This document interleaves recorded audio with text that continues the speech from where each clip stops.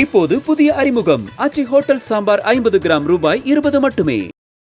மத்திய அரசின் மும்மொழி கொள்கை திணிப்பை கண்டித்து காவல்துறையின் அனுமதியின்றி திமுகவினர் கோவையில் அல்வா கொடுக்கும் போராட்டத்தில் ஈடுபட்டதால் பரபரப்பு ஏற்பட்டது.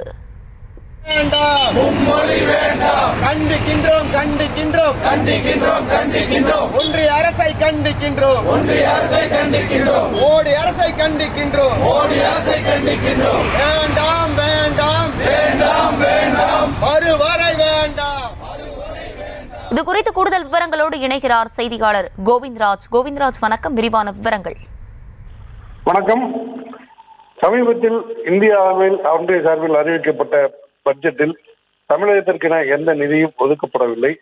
தமிழ்நாடு என்ற பெயர் கூட பட்ஜெட்டில் இடம்பெறாததால் தமிழகத்தில் உள்ள அனைத்து கட்சிகளும் கொந்தளிப்பில் உள்ள நிலையில் திமுக சார்பில் போராட்டங்கள் நடைபெற்று வருகின்றன.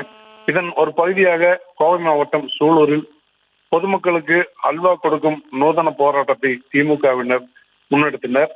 இன்று காலை சூலூர் பழைய பேருந்து நிலையம் அருகே மாவட்ட செயலாளர் தளபதி முருகேசன் தலைமையிலான திமுகவினர் மோடி அல்வா, மாமி அல்வா என பெயரிட்ட பாக்ஸுகளில் அல்வாக்களை வைத்துக் கொண்டு பொதுமக்களுக்கு ஒன்றிய அரசு தமிழ்நாட்டுக்கு அல்வா தான் கொடுத்துள்ளது என்பதை விளக்கி பொதுமக்களுக்கு அல்வா கொடுத்தனர். நூதன முறையில் இந்த போராட்டம் நடைபெற்றது. மக்களிடத்தில் நல்ல வரவேற்பு பெற்றுள்ளது. இதன் மூலம் மத்திய அரசு தமிழகத்தில் வஞ்சித்துள்ளதை அனைவருக்கும் எடுத்து கூறும் விதமாக இருந்தது.